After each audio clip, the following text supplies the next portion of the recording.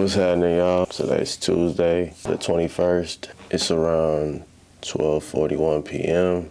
Yeah, so today I had to go to work at literally at 8:30. So I tried to set it up before that. It didn't really work like I wanted to. So today I traded MES. I'm tripping, my fault. Today I traded MES. I didn't really look at anything else, and I should have. I set up some other plays for gold and see if the NASDAQ would touch where I wanted it to so I could trade it, but it never did. It actually looks like it's been trading consolidation since we got in and out. Matter of fact, it dropped today, or overnight, I guess. Yeah, it dropped overnight. Bad, but it hit that, I guess, that high right there that it broke through yesterday, and we ended up bouncing and retesting this line, and it's trying to rebound still. The market does that.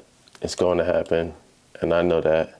Yeah, so let me explain the trades that I took today. Normally I don't take I've tried not to take more than 3 trades a day.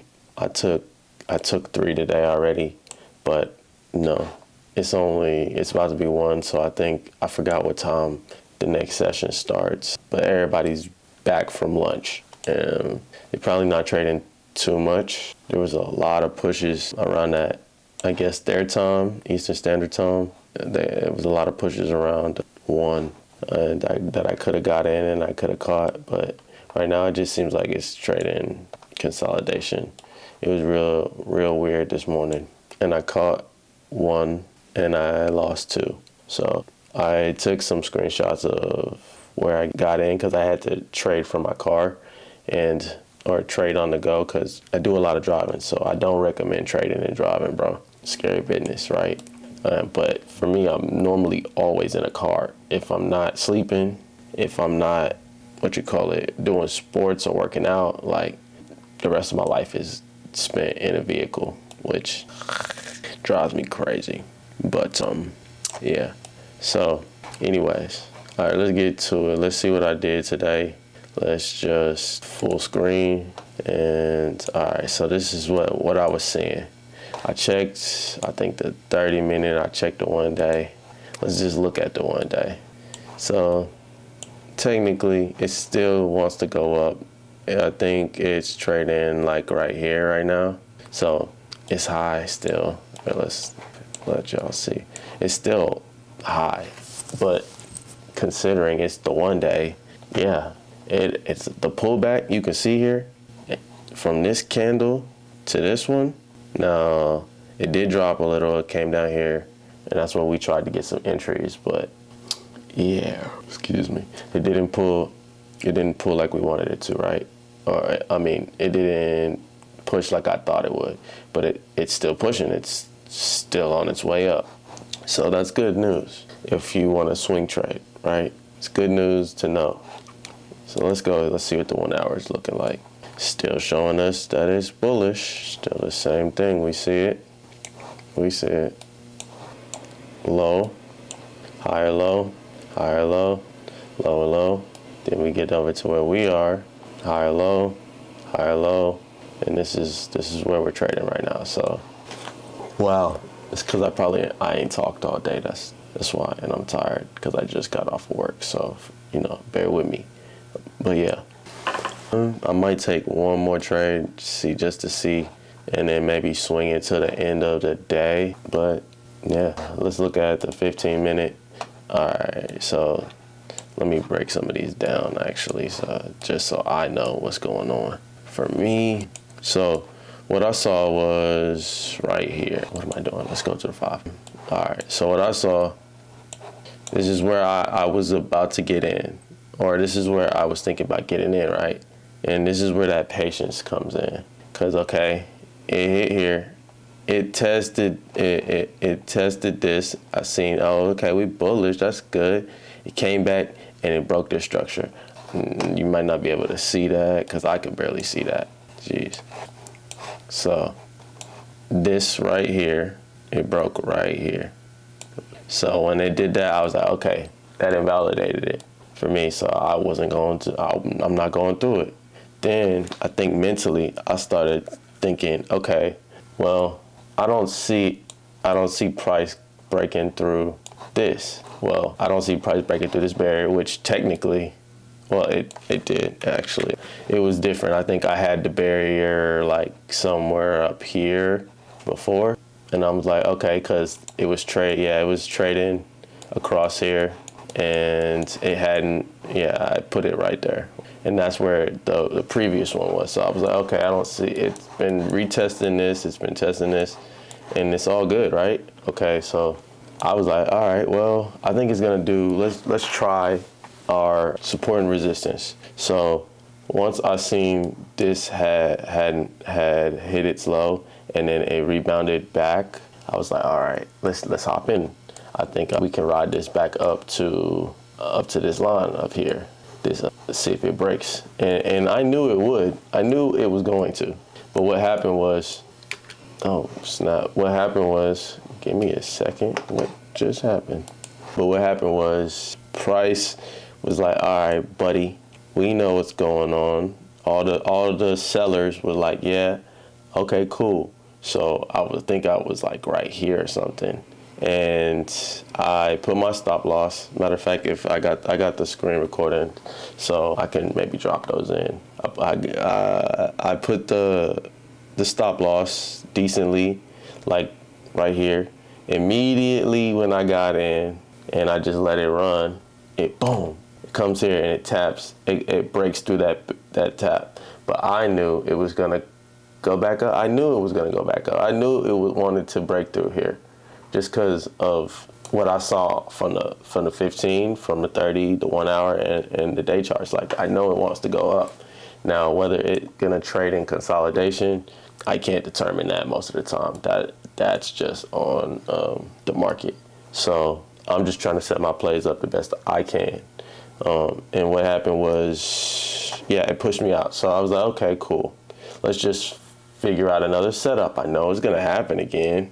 And I was like, all right, well, right here is so I was trading supply and demand. I didn't see it. Then I thought about support and resistance. Okay, let's see if we can trade it back up to here. It pushes me out.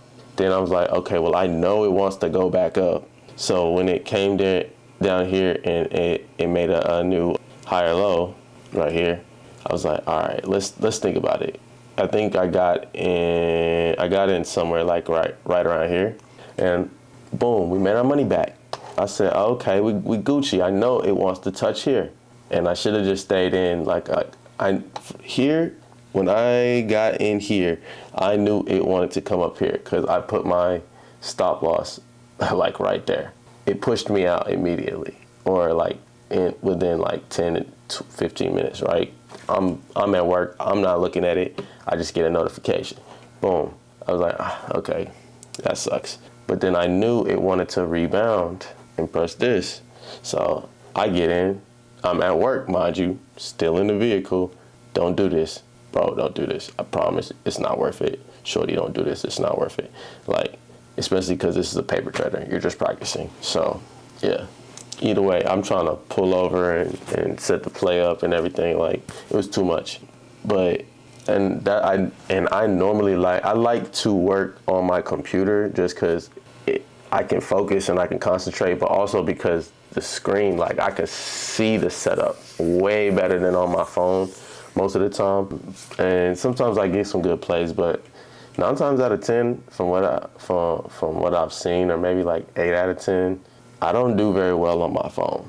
I don't make the right decisions. So I really am gonna try and stop doing that. Now I have another shift that's like literally when I would like to trade, at 8:30 to 10:30 block tomorrow. So we'll see if I even trade tomorrow. I'm trying to do this daily, so that's the thing. But I'm just trying, maybe I'll just set up my plays for the next time and maybe see if I could swing trade it and then come back on, what's today, Tuesday, Thursday, come back on Thursday with an update for y'all. And what I'm learning is no trade is still a good trade because you didn't lose any money. So just remember that, like, yeah. So I think right now I lost, I lost 500, right?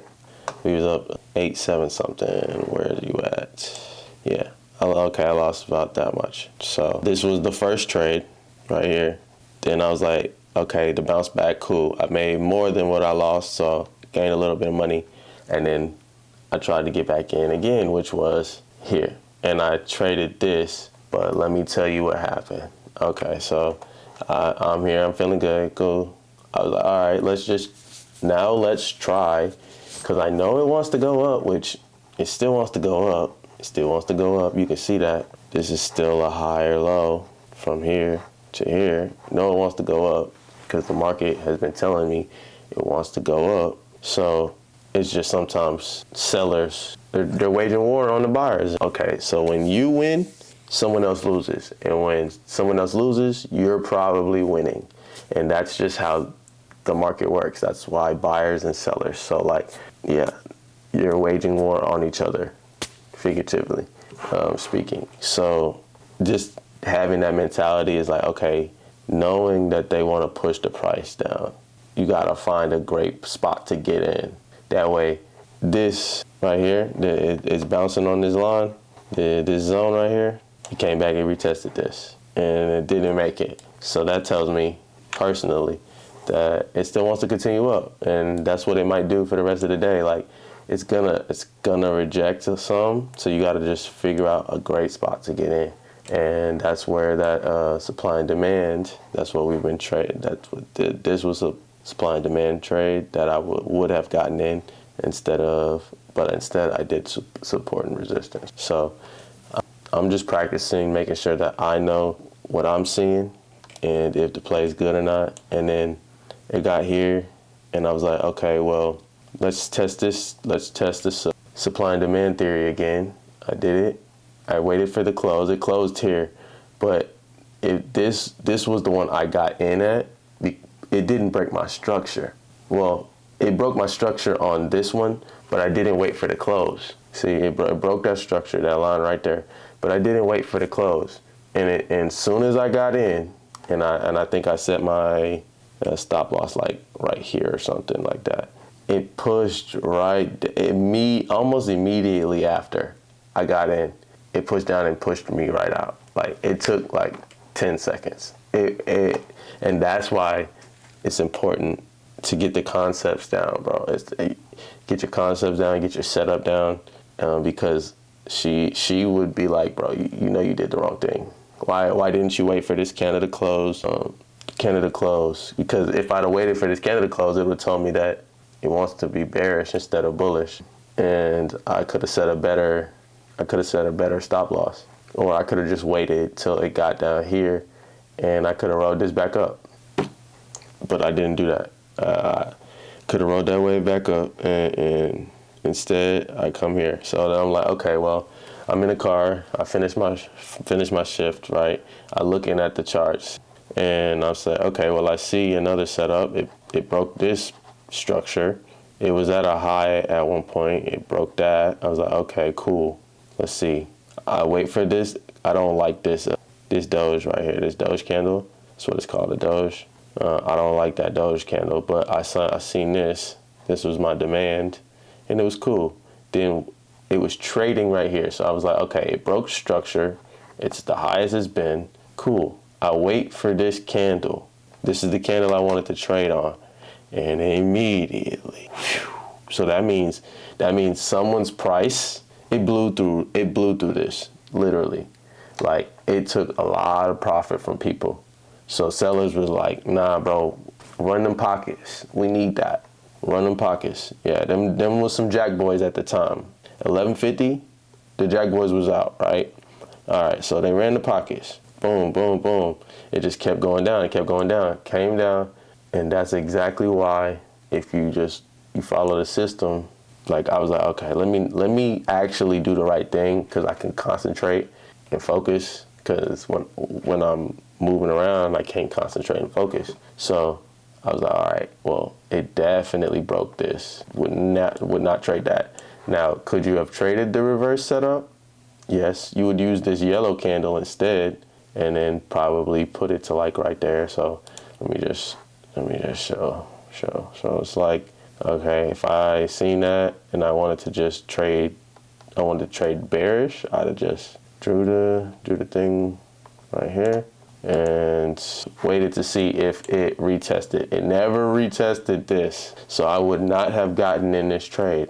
Like, I couldn't have. I couldn't have gotten in the trade going down because this candle never retested. That's probably where we would have gotten in at. You see how the wick stops right here? Can't get in there. So let's see. All right, so now we breaking structure here. Let's see if I could trade this. Let's see if I could trade this. I'm a little more focused now. It's not the best demand candle, but it'll do, right? And I'll probably put my stop loss like somewhere around here, actually. It's gonna have to fight me a little bit more this time, because if I put it around here, that's too close. I'm gonna wait for a candle close. So pretty much, since we're trading this, it touched the zone. This one closed bullish, so that's good.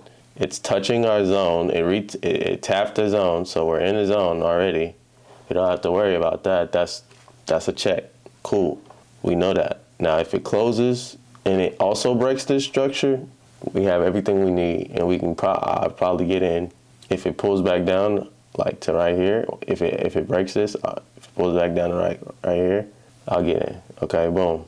It hit just now. Cool. So if it pulls, matter of fact, I'm going to wait for candle close. And she teaches 3 types of ways. Oh, there it is. It's retesting.